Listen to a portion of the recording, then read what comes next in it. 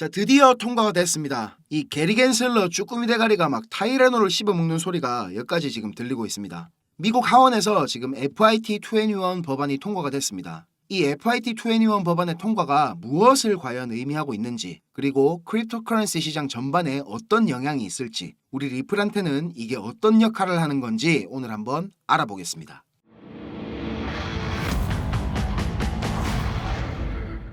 자, FIT21 이 법안의 핵심은 지금 암호화폐 시장의 규제 관할 기관을 SEC가 아니라 상품거래위원회 CFTC로 지정을 한다는 겁니다. 이 판결이 지금 진행 중인 우리 리플 대 SEC 소송의 결과에도 적지 않은 영향을 줄 것으로 판단이 됩니다. SEC의 이 막장 드라마 같은 증권 타령에 브레이크를 걸어줄 수가 있다는 겁니다. 드디어. 이 FIT21 법안에 민주당 의원도 71명의 찬성표가 던져졌다는 게 좀 의미가 큰데요. 지금 트럼프의 당선 확률이 계속 올라가는 상황에다가, 그리고 친암호화폐적인 스탠스를 트럼프가 취하고 있으니까 바이든 쪽에서도 지금 크립토 표심을 의식해가지고 가상자산 시장 전반에 대해서 강경하던 입장에 좀 변화가 생긴 건데요. 형님들 잘 아시겠지만 요 미국의 입법 절차 요거를 잠깐 설명드리면요, 상원, 하원 이렇게 말만 들으면 상원이 좀 더 높은 것 같고 하원은 약간 뭐 짜치는 것 같잖아요, 그죠? 근데 사실은 하원이랑 상원 둘 다 동등한 권리를 갖고 있습니다. 하원에서 이렇게 법이 통과가 되면 상원으로 다시 이렇게 회부가 되고, 상원에서 통과된 법은 다시 하원으로 회부 절차를 거칩니다. 통과된 법안이 이제 양원이 동일하게 의결을 하면 행정부로 넘어가게 되는데, 대통령이 뭐 거부권을 행사하거나 서명을 할 수가 있습니다. 아무것도 안 하고 10일이 지나면 자동으로 법률로 확정이 되고, 이게 거부권을 행사를 하더라도 양원으로 다시 돌아가가지고 양원의 3분의 2 이상이 다시 재의결을 하면 법률로 확정이 되게 돼 있습니다. 지금 이 FIT21 법안에 대해서 백악관에서 특정 디지털 자산 거래에 참여하는 소비자와 투자자에 대한 충분한 보호가 부족하다, 이런 입장으로 부정적인 표현을 했지만 거부권을 행사하지는 않을 것이라고 말을 했습니다.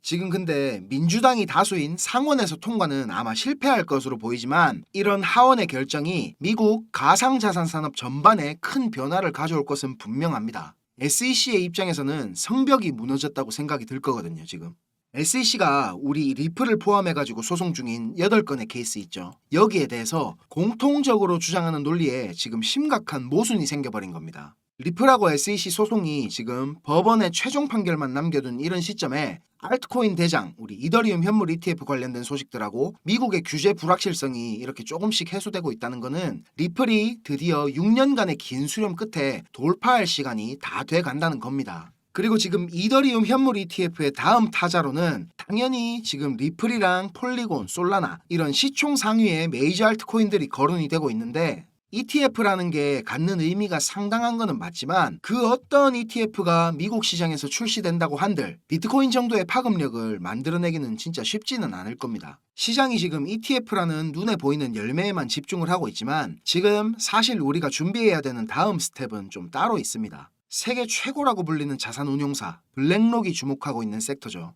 요즘 뜨거운 RWA 실물자산 토큰화입니다. 우리 리플랩스에서 지금 주력하고 있는 사업이기도 하죠. 여러 가지 RWA 관련 코인들이 주목을 받고 있지만, 사실 이 분야의 메인 스테이지는 블랙록하고 리플이 이미 오래전부터 준비를 하고 있었습니다. 자, 제가 오늘 그 비밀을 형님들께 공개해 보겠습니다. 형님들, 지금 우리 크립토 시장 멱살을 잡고 캐리하고 있는 게 뭡니까? 맞습니다. 기록적으로 자금을 유입시키고 있는 비트코인 현물 ETF입니다. 이 중에서도 블랙록 혼자서만 출시 2달도 안 돼서 100억 달러, 우리 돈으로 거의 14조에 가까운 자금 유입을 만들어냈습니다. ETF 역사상 최단기간에 시총 100억 달러를 돌파한 상품이 됐습니다. 100억 달러 이러면 얼마나 큰 금액인지 감이 잘 안 오시죠? 뉴욕 증권거래소에 상장된 ETF 상품들이 3,000개 정도 된다고 하거든요. 근데 이 중에 자산 규모가 100억 달러가 넘는 종목이 4%밖에 안 됩니다. 평균적으로 수년에서 길게는 수십 년이 걸리는 건데, 블랙록은 이걸 2달 만에 해낸 겁니다. 블랙록 레리 핑크 회장이 예전에는 비트코인 욕을 엄청 했었죠. 뭐 돈 세탁을 위한 돈이니 이런 소리들을 했었습니다.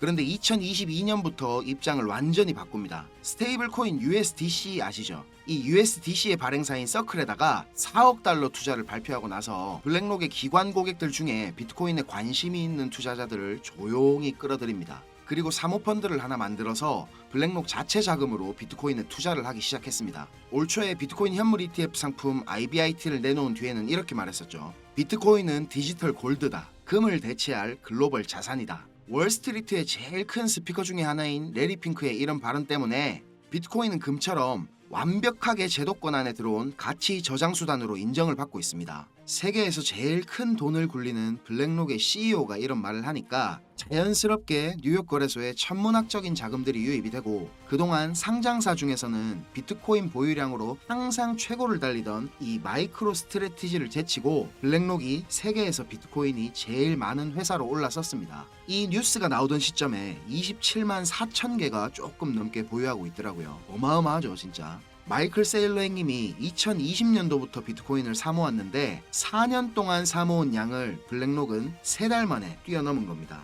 그리고 며칠 전에는 이런 일도 있었죠. 헤데라가 블랙록하고 파트너십을 진행하는 것 같이 트위터에다가 글을 올렸었는데, 그리고 나서 헤데라는 하루 만에 가격이 2배가 넘게 급등을 했습니다. 근데 다음날 블랙록에서 뭔 소리고 우리 아무것도 안 하는데, 이렇게 파트너십이 아니라고 발표를 했죠. 이 발표를 하자마자 가격이 40%가 넘게 폭락을 했습니다. 이거를 뭐 단순한 해프닝으로 볼 수도 있지만 조금 다르게 생각하면 지금 크립토 시장 주도권이 블랙록한테 완전히 넘어갔다고 볼 수 있는 거겠죠. 그냥 블랙록 이름만 살짝 들려도 이렇게 미친 듯이 펌핑이 오는 걸 보면 역시 블랙록은 블랙록이구나 이런 생각이 들었습니다. 힘의 차이가 확실히 느껴지지 않습니까? 자, 그런데 이런 공룡 같은 블랙록이 앞으로 주목하고 있는 섹터는 뭐일 것 같습니까? 블랙록뿐만이 아니고 크립토 시장 전체가 지금 주목하고 있는 분야죠. 형님들 지금 많이 들어보셨을 RWA, 실물자산 토큰화 이겁니다. 처음 들어보시거나 요거 들어봤는데 뭔지 잘 모르시는 형님들을 위해서 설명을 좀 드리자면, 말 그대로 실물자산,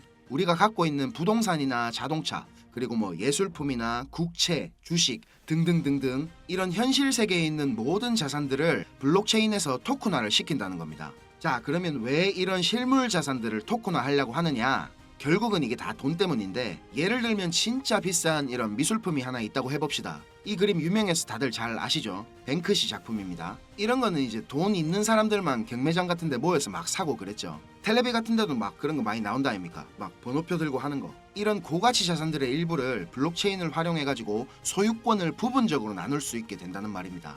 그러면 자연스럽게 너무 비싸서 접근성이 떨어졌던 이런 고가품들을 이거 나도 살 수 있겠다 하는 투자자들이 많아지겠죠. 그러면 어떻게 되겠습니까? 맞습니다. 유동성이 그만큼 증가한다는 겁니다. 이해되시죠? 그리고 블록체인으로 이게 관리가 되니까 누구나 다 투명하게 볼 수 있고, 스마트 컨트랙트를 이용하면 중간 과정에서 생기는 비용들도 상당히 줄어들게 될 겁니다. 최근 1년 동안만 해도 미국 토큰화 국채 시장 규모가 8배가 넘게 성장을 했거든요. 근데 2023년까지 전체 RWA 시장 규모가 16조 달러, 우리 돈으로 계산하면 2경이 훨씬 넘는 시장이 될 거라는 전망이 쏟아지고 있습니다. 2경, 이거 상상도 안 되는 금액이죠. 앞으로 이 RWA 시장이 어마어마한 먹거리가 될 거라는 말입니다. 이런 꿀통을 블랙록이 가만히 보고만 있을 수는 없겠죠. 지난 2월에 이렇게 블랙록에서 기관 고객들을 대상으로 비공개 컨퍼런스 한 거, 요거 제가 여러 번 말씀드려서 다들 잘 아시죠? 정말 보수적인 기관 투자자들을 대상으로 하는 이런 자리에서 전체 포트폴리오에서 비트코인 비중을 28%까지 늘리라고